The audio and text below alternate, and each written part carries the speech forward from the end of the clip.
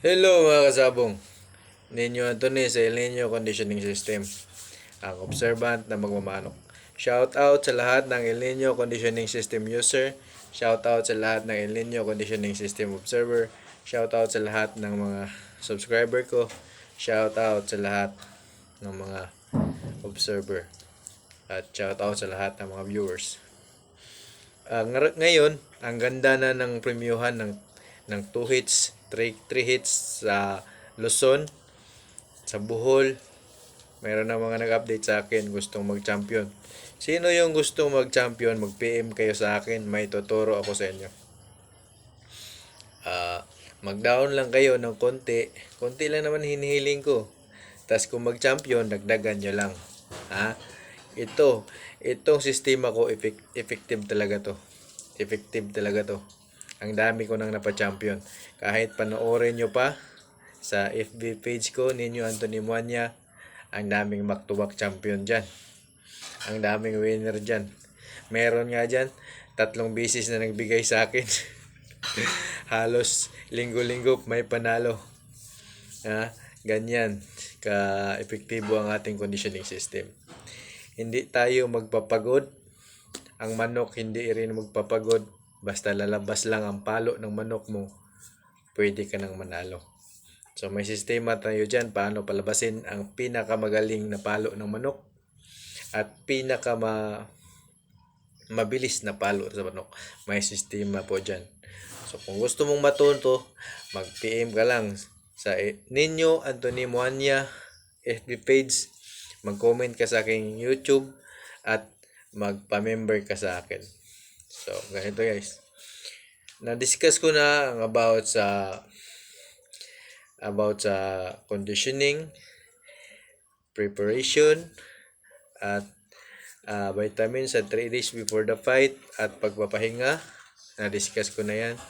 So kahit ang sistema sa pag-uulot, may nabigay na akong konting idea dyan. Tapos sa paghahanda sa araw ng laban, na-discuss ko na rin yan. Panoorin nyo lang dyan. May troubleshooting din akong binigay. Pero hindi lang lahat ng troubleshooting ang binigay ko kasi may mga membro akong pinoprotektahan. Kasi yan ang lamang namin sa iba. So, pag membro ng El Nino Conditioning System ang maglalaban, matitibay ang manok. Kahit hindi gaanong hybrid ang manok, kaya makipagsabayan. Basta conditioning ng El Nino Conditioning System ang gamit. So, dito naman tayo sa post-battle care. So, it means pag-aalaga sa manok na may sugat, kahit sa walang sugat, dapat alagaan pa rin natin yan. May sugat, yung mga delikadong sugat, mga madugong sugat. So, may idea ako paano mag-alaga niyan kasi isa akong nursing student. So, napag-aralan ko yan. Kaya, yung mga pag-alaga na yan, nagagawa ko na yan sa manok ko at napag-aralan ko na rin yan. So, ganito guys. Dito muna tayo sa walang sugat. Kailangan pa rin yan ng alagaan. Kasi ang manok na walang sugat, yung walang sugat na yan, hindi mo yan pwede ilaban sa sunod na linggo kasi lumabas na ang pinakamagaling niyang palo. So it means, sunod na linggo, babagsak na ang cycle niya. So, ang sunod niyang gagawin is, malamya na ang palo niya kasi bagsak na yung performance niya. Kasi napalabas na niya ang pinakamagaling niya nung manalo siya, kahit wala siyang sugat, babagsak na yon. Kaya, kahit sa mga mga nagsasabong dyan, ang manok nyo na walang sugat, pag ilaban nyo sunod linggo, kadalasan talo. Minsan may panalo rin, pero kadalasan talo talaga. Naranasan ko na yon. Kaya, idaan mo pa rin yan sa conditioning. 28 days conditioning pa rin. 28, ikahig mo pa rin, paakyatin mo pa rin ang kanyang idaan mo pa rin sa cycle ng conditioning yung paghahanda ng manok kahit walang sugat. Ganun yun. So, iabot mo pa rin ng 28 days conditioning para tuloy-tuloy ang pagpanalo niya. Kasi, kung nanalo siya ngayon, palagay natin 28 days.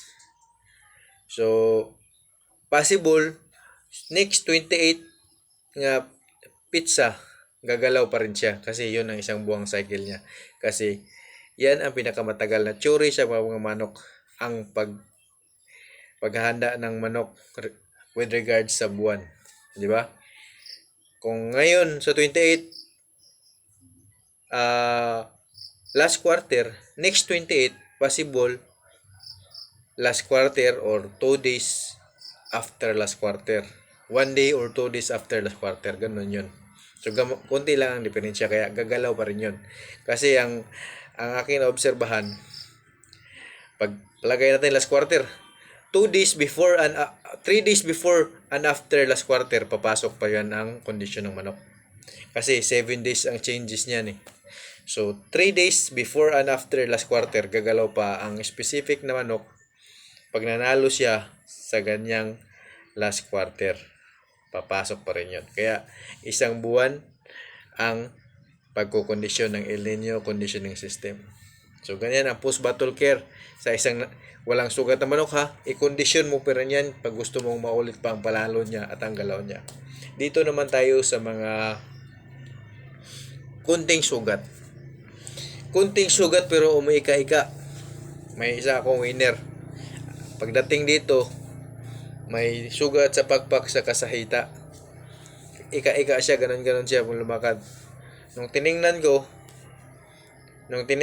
palalim yung sugat, pero hindi siya bumaon sa ilalim. Tumama lang sa kanyang mga, anong tawag nito, mga laman ba. So, may naputo lang siyang laman, kaya medyo nagka-diferensya yung lakad niya. Nung tiningnan ko, di ko na tinahi. 2 linggo tumayo, walang balda. Basta makita nyo na hindi wasak yung sugat, huwag nyo nang galawin kasi magdudugo na naman yun. Baka mag-blood loss manok nyo. Kasi may blood clotting na yun eh. Kung gagalawin nyo yan, tapos hindi naman delikado, baka mamatay pa sa loss of blood. Kasi gano'n lang ba karami ang dugo ng manok? Nabawasan na yun. Naka-blood clot na yun, gagalawin mo pa uli, di naman siya delikado. Mag-blood loss na naman yun. Kaya doon yun ang nakakasama yung mag-blood loss. Pag tatahiin mo yan, na naka-blood clot na, gagalawin mo uli, baka mag-blood loss yan. Huwag mo nang galawin, basta maliit, delikado na sugat. Huwag mo nang galawin. So, dito naman tayo sa medyo wasak. Yung medyo wasak yung Fabi, ang sugat, maraming direksyon ng sugat, pa V, pa X na sugat, pa semicircle na sugat, yung na ganun. Yan ang kailangan natin dudugtungin kasi ang hirap niyan mag-recover. Ang muscle niyan kasi wasak yung mga muscle tissue niya eh. Wasak ang muscle cells niya. Kaya tahiin mo yan. Ang pagtahi naman yan, kung ano ang katapat na sugat, yun ang pagtugin mo. Huwag mong ang sugat dito mo ikabit sa kabila para magmadali ka. Wag. Kung ano ang katapat na sugat, doon mo pagdugtungin ang mga tissue para masarado siya. Dito ang sugat pero dito mo itahi, makaganon yun. Patagay, ito ang sugat, dulo na sugat, tas dito naman ang kabila. Iganon mo kanang madali ka, iganon mo pag tahi. Ang manok mo niyan, baldado paggaling baldado. Kasi hindi mo nasakto yung pagdugtong ng muscle tissue. Ha? Dapat tingnan nyo muna kung asan na yung katapat niya na sugat. Yung katapat, itapat-tapat mo kung i-partner mo ang sugat.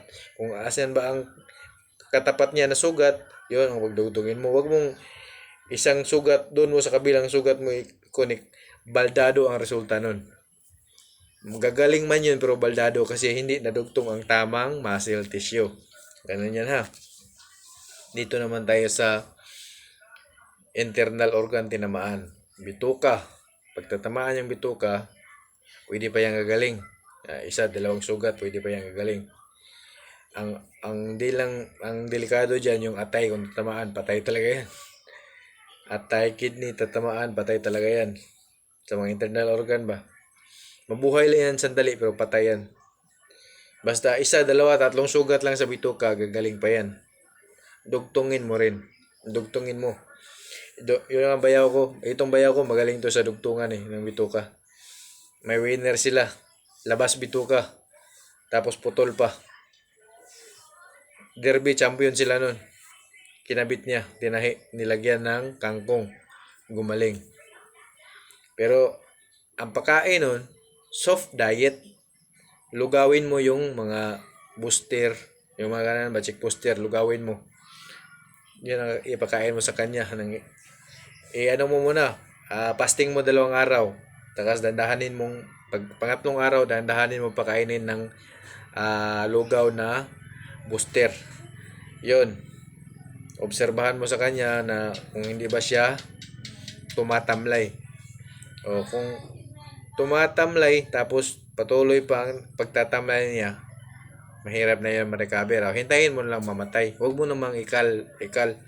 Hintayin mo lang mamatay kasi nagbigay yun ng karangalan sa iyo, tas ikakal mo dahil ayaw mong gumastos. Huwag. Nakakamalas yun. Hintayin mo mamatay. Kung may internal na sugat ba, tapos pumapayat talaga siya ng pumapayat, hintayin mo lang mamatay.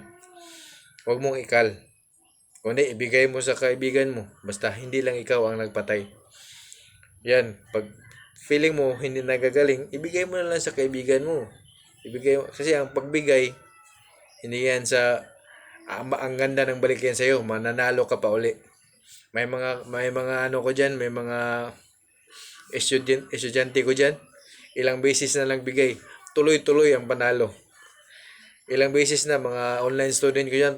Ilang beses na nagbigay, tuloy-tuloy ang panalo. Ganyan yan. Ganyan ang rules. Give and take. Ganyan ang rules ng buhay. Magbigay ka at tatanggap ka rin. Kaya ako, nagbibigay ng knowledge, tatanggap din ako ng balato. Ganun lang yun. Kaya yan ang mga post-battle care para sa manok na may sugat. Alagaan nyo ng mabuti. O, recap tayo ng konti. Kung walang sugat, kondisyonin mo yan ng 28 days pa rin. Kung may kunting sugat na hindi delikado, wag mo nang tahiin. Wag mo nang galawin ang sugat kasi nag-blood clot na yan. Pag galawin mo yan uli, magdudugo na naman yan. Mamatay pa sa blood loss ang manok mo. Kunti lang ang dugo ng manok. Kung dudugo na naman yan, mag-blood loss yan. Sunod naman, kung medyo may mga X na sugat or may mga pa-check na sugat o may mga semicircle na sugat, wasak na sugat bali. Kung wasak ang sugat ng manok mo, yun ang atahiin mo according sa katapat niya nga tissue. Yung katapat niya, wag mong pagbalik-balik ta rin ang pagtahi. Dapat kung anong katapat niya na laman, yun ang pagdugtungin mo para paggagaling, hindi baldado. Kasi kung doon mo sa kabilang muscle tissue ikabit yung kabilang muscle tissue, gagaling yan pero baldado manok mo. Pero pag patapat-tapatin mo yan, kung anong sugat sa kabila, doon din sa kabila mo itapat sa tissue na yun, parang ibalik mo siya sa dati niyang pwesto. Ang pagkatahi, hindi mababalda manok mo. Magagamit mo pa sa sunod na taon. Matagal recovery yun. 6 months or 1 year. Palugunin mo muna basta mawasak na sugat. Kailangan makarecover siya ng gusto yung muscle tissue niya. Hindi mo yan magamit agad. Kaya, ang manok, alagaan mo ng gusto sa panahong may sugat galing sa panalo kasi nagbigay siya ng karangalan sa iyo, bigyan mo rin ng care. Kung tingin mo wala nang mahirap na pabalikin, ibigay mo sa kaibigan mo, wag mong ikal kasi nakakamalas yun. Yan lang muna ay masishare ko sa inyo ang post-battle care sa ating mga manok panlaban. Salamat!